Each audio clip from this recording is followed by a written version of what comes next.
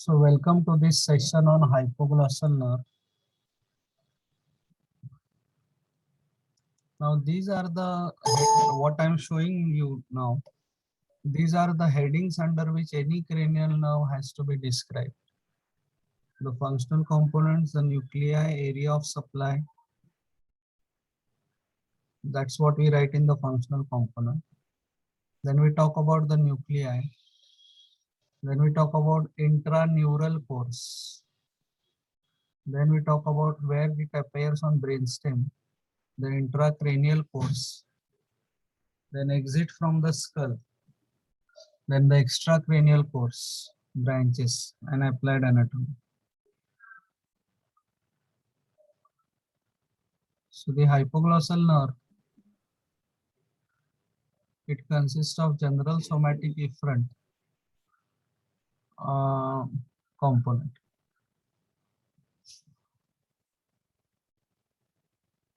The general somatic efferent is the main component of the hypoglossal nerve because it supplies the muscles developing from somites.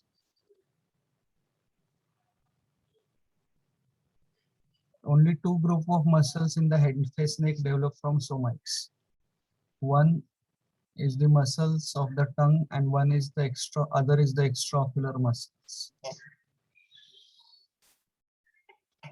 So general somatic efferent is the component for 12th nerve. It will be also the component for 3rd, 4th and the 6th nerve. And general somatic efferent for the proprioception of the above muscles, which will be handed over to the mesencephalic nucleus of trigeminal.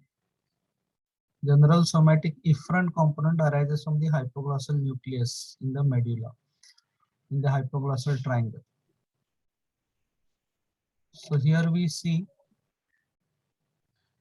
the hypoglossal nucleus, and this is the nerve arising from it. Okay, and this is the intraneural course only. It runs between pyramid and inferior olivary nucleus. So where are the nuclei? In the floor of the 4th ventricle in the hypoglossal triangle. They are 2 centimeter long and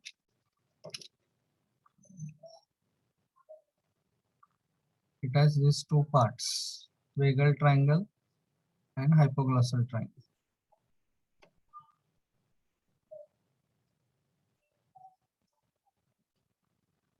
So it runs between the inferior olivary nucleus and pyramid.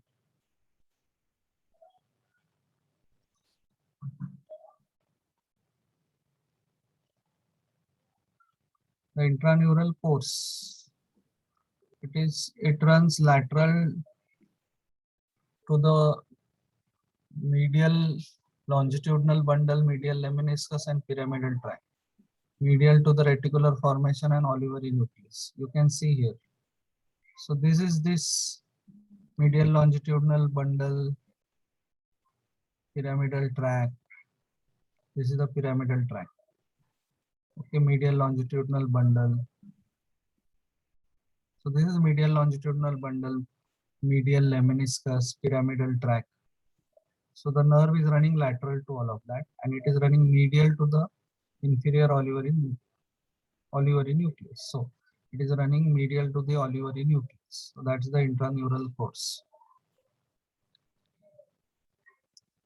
Okay, runs between the inferior olivary nucleus and pyramid.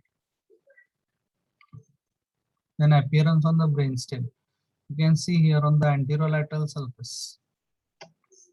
Anterolateral sulcus, the 12th nerve is there. Hypoglossal nerve, you can see here in the anterolateral sulcus.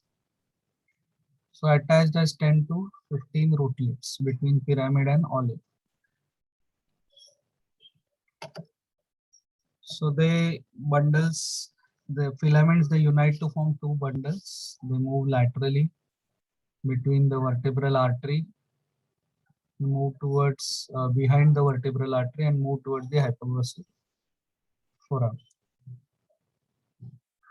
Exit from the skull is from the hypoglossal foramen. or anterior condylar canal. Another name for hypoglossal foramen is anterior condylar canal. Then you can see it crossing the external and internal carotid. It doesn't pass between them, crosses both of them from lateral aspect. And then it is seen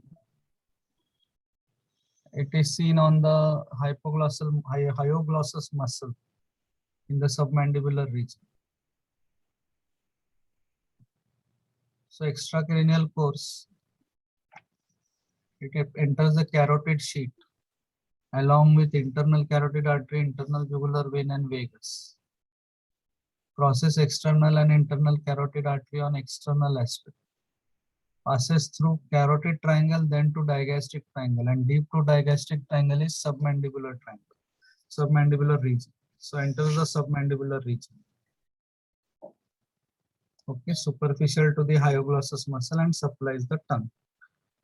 So you have studied carotid triangle, where one of the content was hypoglossal nerve.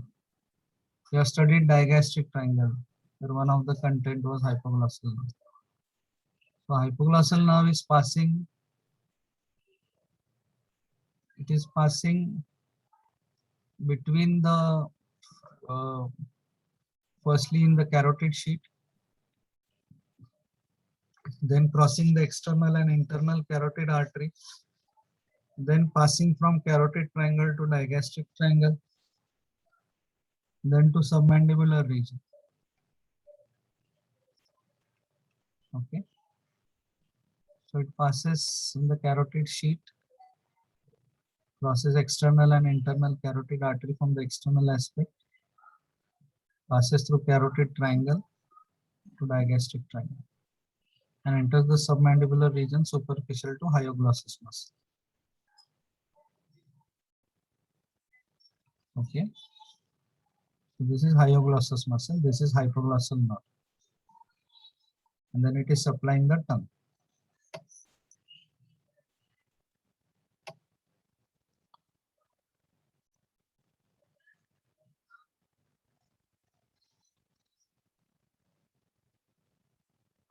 So what are the branches? It supplies all the muscles of the tongue except palatoglossus. All intrinsic and extrinsic muscles of the tongue except palatoglossus. Palatoglossus is supplied by the pharyngeal plexus. It carries some branches of C1. That is the one which forms descendant hypoglossy, supplies thyrohyoid, geniohyoid muscles. Now, this is how you describe applied anatomy of a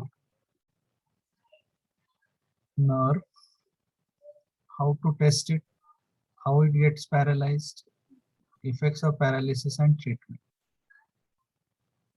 So in case of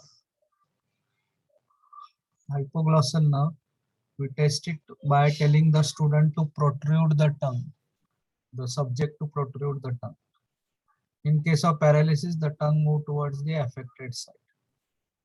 Okay, so that's all about the 12th cranial nerve.